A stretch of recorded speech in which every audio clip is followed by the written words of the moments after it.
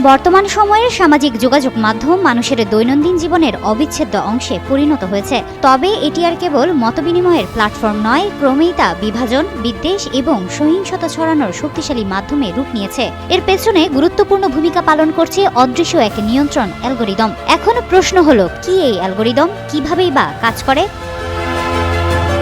Algorithm হলো এক ধরনের কম্পিউটার প্রোগ্রাম যা ব্যবহারকারীর পছন্দ, আগ্রহ ও আচরণ বিশ্লেষণ করে এটি নির্দিষ্ট ধরনের কন্টেন্ট সামনে তুলে ধরে। বিশেষজ্ঞদের মতে, অ্যালগরিদম নির্ভর সামাজিক যোগাযোগ মাধ্যম এখন জ্ঞানের জানালা খুলে দিচ্ছে না, বরং তৈরি করছে দেওয়াল, যা ধীরে ধীরে মানুষের চিন্তা, অনুভূতি ও আচরণ প্রভাবিত করছে।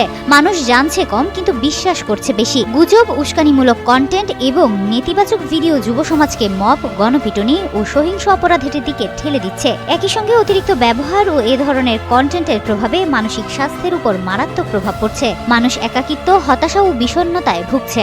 বিশ্লেষকরা সতর্ক করছেন, অ্যালগরিদম ভিত্তিক কন্টেন্টের অপ্রতিরোধী বিস্তার ভবিষ্যৎ প্রজন্মের জন্য সামাজিক ও বৈপ্লবিক বিপর্যয়ের কারণ হতে পারে।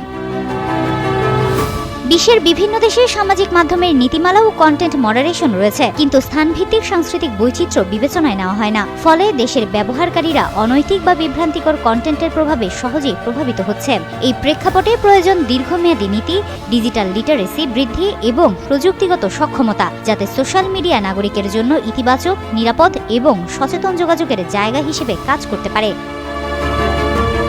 ডিএমপির গোয়েন্দা সাইবার অ্যান্ড স্পেশাল ক্রাইম বিভাগের উপপুলিশ কমিশনার হাসান মোহাম্মদ নাসের রিকাবদার বলেন, অ্যালগরিদম সোশ্যাল মিডিয়ার ব্যবসায়িক পলিসির অংশ। এটি নিয়ন্ত্রণে কারো সরাসরি হাত নেই। তবে কন্টেন্ট সম্পর্কে মানুষকে আরও সচেতন হতে হবে এবং সত্য মিথ্যা যাচাই করে বিশ্বাস করতে হবে।